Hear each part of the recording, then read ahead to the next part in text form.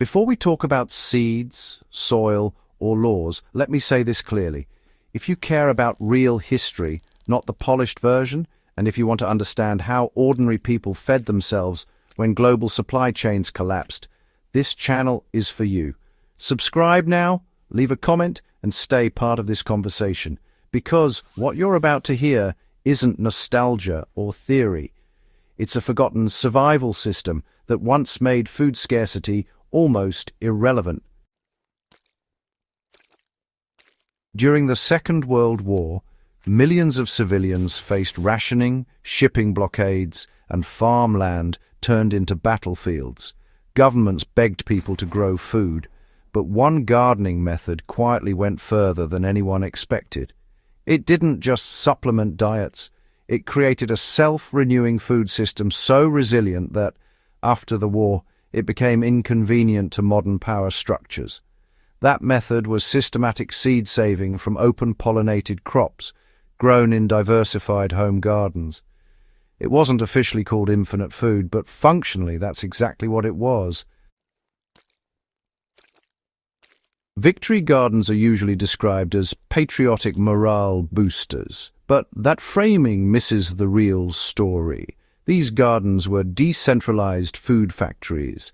Families weren't just growing carrots and cabbage, they were producing future harvests by saving seeds, improving local varieties, and exchanging them within neighborhoods. A single tomato plant could feed a family for weeks, and its seeds could feed that family for decades. Governments initially encouraged this because it reduced pressure on industrial agriculture and military supply lines. By 1944, nearly 40% of America's fresh vegetables came from home and community gardens. In Britain, allotment gardens transformed bombed cities into food-producing zones. The key detail most textbooks skip is that these crops were almost entirely open-pollinated. When you saved seeds, you got the same plant next year. No purchase required, no dependency created. Seed saving is not a hobby. In wartime, it was an economic weapon. Gardeners selected the strongest plants, let them mature fully, harvested the seeds, dried them, and stored them for the next season. Each year, the plants adapted better to local soil, rainfall, and pests. This meant higher yields with less labor and fewer inputs over time. If you grow beans and save seed correctly, one season's harvest can produce enough seed for several future seasons. The same is true for squash, tomatoes, peas, lettuce, and many root crops. In practical terms, a family with a small garden could achieve food continuity without outside input. That is what made this system powerful. It scaled quietly and independently, without corporations or centralized control. After the Second World War, the world shifted rapidly toward industrial agriculture. Governments wanted predictable yields, uniform crops, and centralized distribution. Seed saving undermined that model. Open-pollinated seeds belong to no one. They can't be patented, controlled, or monetized indefinitely. Hybrid seeds were introduced aggressively in the late 1940s and 1950s. These seeds produce good crops, but their offspring are unreliable or sterile. Farmers and gardeners had to buy new seed every year. This wasn't framed as a ban at first. It was marketed as progress, efficiency, and modernization. Over time, laws followed.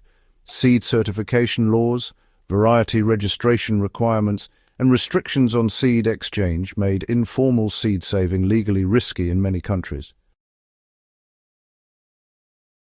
The result was a slow but deliberate dismantling of the wartime garden model, not because it failed, but because it worked too well. No garden produces literal infinity, but wartime gardeners understood compounding returns. A saved seed is stored labor and stored sunlight. Each growing season multiplies your starting resources.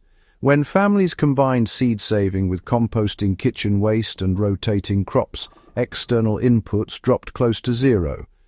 A practical example would have been a small urban plot growing potatoes, beans, cabbage, and onions. Potatoes provided calories, beans fixed nitrogen, cabbage handled cold weather, and onions stored well.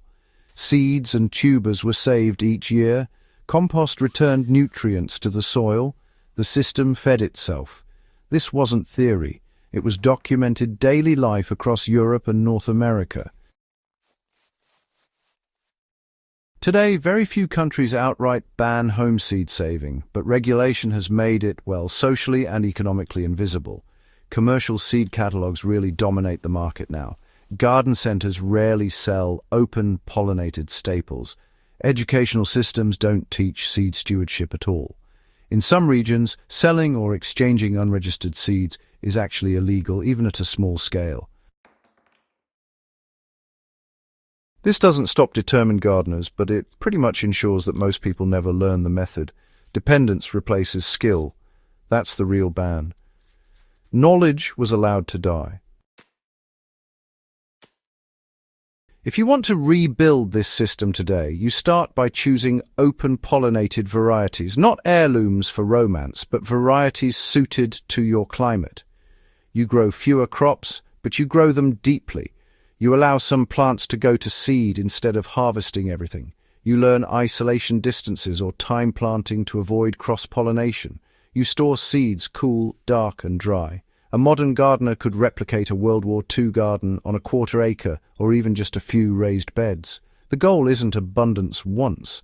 The goal is continuity. After 3 seasons, your seed stock grows, your soil improves, and your reliance on outside inputs shrinks dramatically. Wartime governments didn't fear hunger alone. They feared unrest, dependence, and fragility. The garden method that produced infinite food reduced all 3.